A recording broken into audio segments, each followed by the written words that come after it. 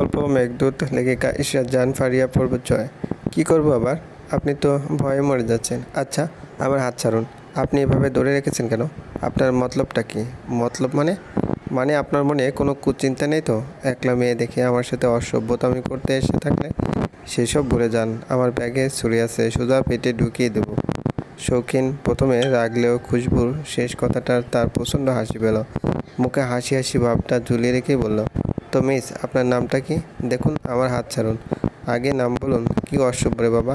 আমি কিন্তু এখন চিৎকার করে লোকে জড়ো করব। ও তাই নাকি? ডাকুন লোকজনদের, ওরা এসে দেখুক আপনার অবস্থা। খুশবু ঢোক গিলে বলল, কী অবস্থা দেখবে? আগে নাম বলুন মিস, তারপর বলবো। বারবার মিস মিস ডাকতে আমি আনইজি ফিল করছি। খুশবু উপায়ন্তর না দেখে বলল, সুব্রতা জান্নাত খুশবু, নাইস নেম। জি, এখন আমার হাত ছাড়ুন। অসভ্যদের মতো হাত ধরে রাখা কি আপনার স্বাভাবিক নাকি? দেখুন, আমি অসভ্য লোক না যে, সেটা আপনি ভালো করে জানেন। অসভ্য লোক হলে ওই দিন বাসন্তী উৎসবে কিছু একটা অসভ্যতামি করে ফেলতাম। আর এখন যা করছি সেটা আপনার ভালোর জন্যই। কি ভালোটা করতে চাইছেন? শুধু শুধু শৌখিন গম্ভীর হয়ে হাতটা ছেড়ে দিল। তারপর মাথা নিচু করে বলল, আপনি যে এতক্ষণ দেওয়াল ঘেঁষে দাঁড়িয়েছিলেন, তাতে বৃষ্টির পানিতে আপনার জামাটা ভিজে গিয়েছে। মানে আপনার জামা ভিজাতে আপনার শরীর ফুটো হচ্ছে, যা সবাই দেখত। খুশবু এর লজ্জাজনক পরিস্থিতিতে এর আগে কখনোই পড়েনি। লজ্জায় শ্যামবর্ণ মুখে লালচে আভা ছড়িয়ে পড়েছে। গায়ের ওড়নাটা সারা শরীরে জড়িয়ে নিয়ে কাঠ হয়ে দাঁড়িয়ে রইল সে।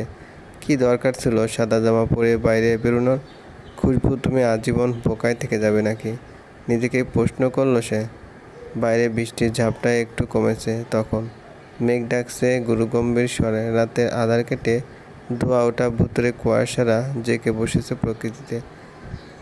নিউ মার্কেট তখন বন্ধ হবার পালা। রাস্তায় গাড়ি ছিটেফোঁটাও নেই। পরিষ্কার পরিচ্ছন্ন রাস্তাঘাট, বইছে শীতল হাওয়া। রাত প্রায় 10:30। খুশবু যেভাবে ছিল সেভাবে দাঁড়িয়েছিল। শৌখিন প্লাস্টিকের চেয়ারে বসেছিল। বৃষ্টির তোর কমতেই শৌখিন উঠে দাঁড়াতে বলল, মিস ঝামেলা? খুশবু তাকালো না, চাপা রাখ নিয়ে ঠায় দাঁড়িয়ে রইল। শৌখিন আরেকটু সামনে গিয়ে বলল, মিস কাহিনী কালা হয়ে গেলেন নাকি? খুশবু চমকে উঠে চোখ ছোট ছোট করে বলল, কি হয়েছে? আপনি কি সারা রাত মার্কেটে থেকে যাবেন? বাসায় যাবেন না? মার্কেট তো বন্ধ হয়ে যাচ্ছে। ও যাবো বাসায়। একা যেতে পারবেন নাকি হেল্প লাগবে? ধন্যবাদ, লাগবে না। আপনি একা যাবেন কিভাবে? রাস্তায় গাড়ি নেই। খুশবুর কপালে চিন্তার ভাঁজ পড়ল। সত্যি তো, গাড়ি ছাড়া কিভাবে বাসায় যাবে? ওহ, কি একটা অবস্থা! তাও সাহস করে বলল, আমি যেতে পারবো, গাড়ি রাস্তা থেকে নিয়ে যাব। পাগল নাকি? আপনাকে একা পেয়ে রাতের ভূতেরা জেগে ধরলে বুঝবেন মজা। খুশবু ভয়ে বলল, রাতের ভূতে মানে কি? শৌখিন যেন বেশ মজা পেল। এমন একটা ভাব নিয়ে বলল, বুঝবেন না? তাছাড়া বখাটে খারাপ লোকের তো অভাব নেই। আপনার যে অবস্থা! খুশবু লজ্জায় বলে উঠল, চুপ করুন তো, নিজেকে দেখুন, শার্ট ভিজে কী অবস্থা। বাবা, আপনি আমাকে খেয়াল করেছেন? লজ্জা করলো না? খুশবু ঝগড়াটে কণ্ঠে বলল, এত ফাজিল কথা বলেন কেন? আমি আপনাকে খেয়াল করব কোন দুঃখে? নিহাতির চোখে পড়ে গিয়েছিল তাই। জানি। খুশবু কিছু বলতে যাবার আগে মায়ের কথা মনে হলো। সর্বনাশ, রাত 10টা বাজে, এখনও বাসায় পৌঁছায়নি। তাকে তো বাসা থেকে বের করে দিবে। ফোন করতে গিয়ে দেখে মোবাইলে চার্জ শেষ। ইস, যেখানে বাঘের ভয় সেখানেই সন্ধ্যা হয়। আজ খুশবুর রক্ষে নেই। কি করা যায় ভাবতে শৌখিন বলল, কি, আপনার ফোনটা একটু দিবেন? কেন? বাসায় ফোন করব, আম্মু নিশ্চয়ই চিন্তা করছে। শৌখিন আর চোখে একবার খুশবুকে লক্ষ্য করলো, তারপর পকেট থেকে সেলফোনটা বের করে খুশবুর দিকে বাড়িয়ে দিল। দ্বিধাগ্রস্ত খুশবু ফোনটা হাতে নিয়ে মায়ের নম্বরে ডায়াল করলো। সাথে সাথে ধরলো। ফাতেমা বলল, কে? খুশবু হাসিতে বলল, আম্মু, আমি খুশবু। ফাতেমা গলা চড়িয়ে বলল, এটা কার নম্বর? তোর ফোন কই? তুই এত রাতে কোথায় গেছিস? মার্কেটে যাস নাকি ছেলে বন্ধুদের সাথে আছিস? ঝড় বৃষ্টির রাতে এত বড় মেয়ে বাড়িতে নাই যে লোকে কি বলবে? তোর বড় খালামণি বাসায় আছে, তুই বাসায় আসবি না? ফাতেমা এক নিঃশ্বাসে কথা শেষ করে থামলো। বড় খালামণি বাসায় এসেছে শুনেই তড়াক করে মেজাজ সব কমে চললো। বাসায় ফিরতে ইচ্ছে হলো না। কিছু একটা ভেবে মাকে বলল, আম্মু, আমি আজ বাসায় ফিরবো না। আমি সিত্তার বাসায় আছি, কাল সকালে ফিরবো বলেই ফোন কেটে দিল। খুশবুর বলা প্রতিটি কথা মন দিয়ে শুনছিল শৌখিন। মেয়েটার আচমকা মিথ্যে বলার ধরন দেখে সে অবাক হলো। খুশবু ফোনটা শৌখিনকে ফিরিয়ে দিতেই শৌখিন একগাদা সংকোচ নিয়ে প্রশ্ন করলো, মিথ্যে বললেন যে? এমনি, বাসায় বড় খালামণি এসেছে। তাই বাসায় ফিরবো না। বুঝেছি। কি, আপনি আপনার খালামণিকে অদ্ভুত কারণে সহ্য করতে পারেন না? ওহ, কারণটা অদ্ভুত না, আসলে খালামণি আমাকে দেখতে পারে না। আমি সুন্দর নই, ফর্সা নই বলে। আর এবার এসেছে আমার বিয়ের কথাবার্তা বলতে, যেটা আমি চাই না। শৌখিন আপদ। গল্প মেঘদূত, লেখিকা ঈশ্বর জাহান ফারিয়া প্রভুসাদ। মিথ্যে সান্ত্বনা লাগবে না আমার, এসব সবাই বলে, মনে এক মুখে আর এক। এসব মানুষ আমি একদম পছন্দ করি না। শৌখিন ভ্রুকুটি করে বলল, এটাকে আপনি মিথ্যা সান্ত্বনা ভাবছেন কেন? শুনুন, ফর্সা হলেই হয় না। একটা মানুষের চিন্তাভাবনা, চরিত্র, ব্যবহারই আসল। ফর্সার রং দিয়ে কি পানি খাবে নাকি? যত যাই বলুন, সুন্দরী মেয়েদেরই সব কিছুতে অগ্রাধিকার বেশি। শৌখিন আর খুশবু কথা বলতে বলতে মার্কেট থেকে বেরিয়ে এসেছে। পিচঢালা পথ খালি, চারপাশ শুনশান নীরবতায় ঘুমিয়ে আছে।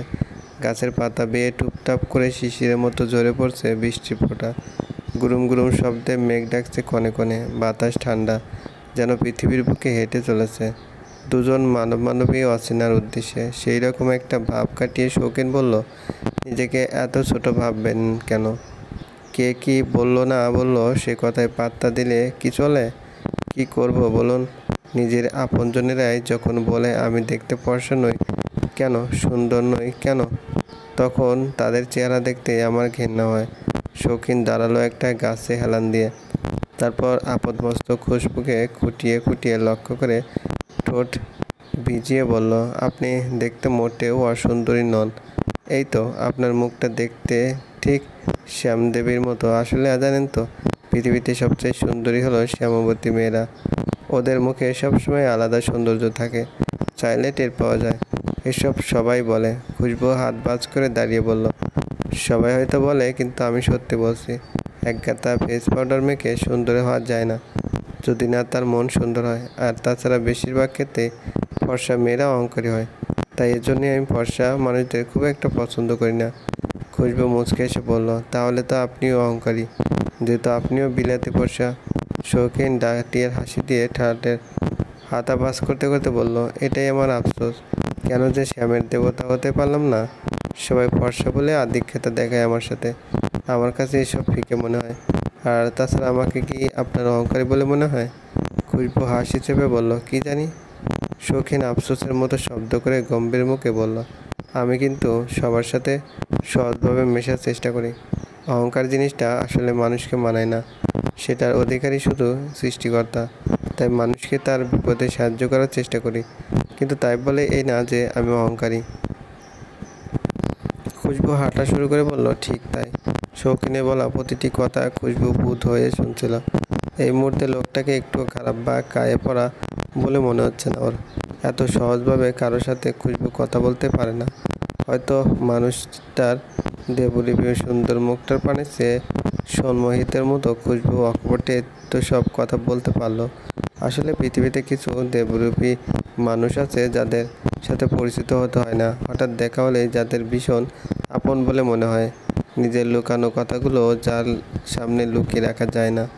শৌখিন বোধহয় সেই টাইপের লোক। আসলে পৃথিবীটা বিচিত্র। নইলে দ্বিতীয়বারের মতো এই লোকটার সাথে কেন খুশবুর দেখা হলো? বর্ষণ এই রাতে লোকটার কথা এত ভালো লাগছে কেন ওর? ঠিক যেন মেঘদূতের মতো কিছু বার্তা নিয়ে এসেছে শৌখিন। ঠিক মেঘদূতের মতোই। খুশবুর ঘোর কাটলো শৌখিনের ডাকে।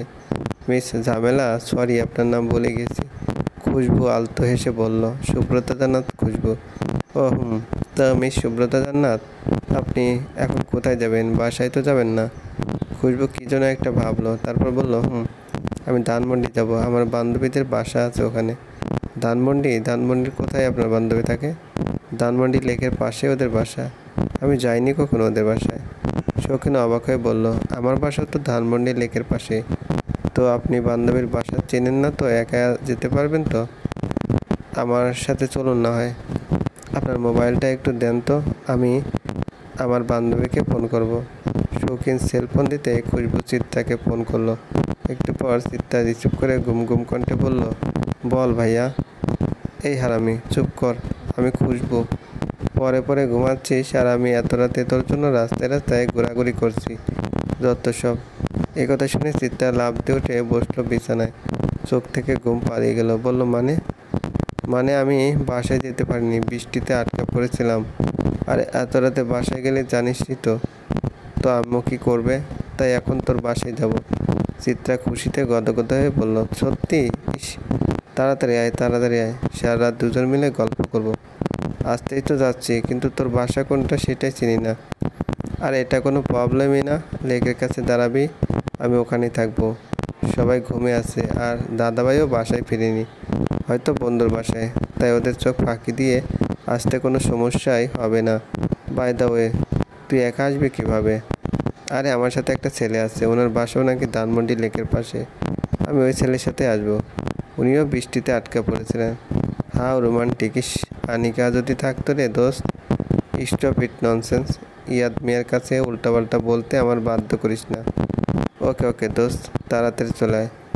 খুশবু ছোট্ট করে বলল, সময় লাগবে রে, গাড়ি নেই রাস্তাঘাটে, রাখি আমি। সমস্যা নেই, পোলারে বয়ফ্রেন্ড মনে করে মধুর কিছু বাক্যলাপ করবি আর হেঁটে হেঁটে চলে আসবি। এসে আমাকে একটা ফোন করবি, ওকে? ওকে বলে ফোন কাটলো খুশবু।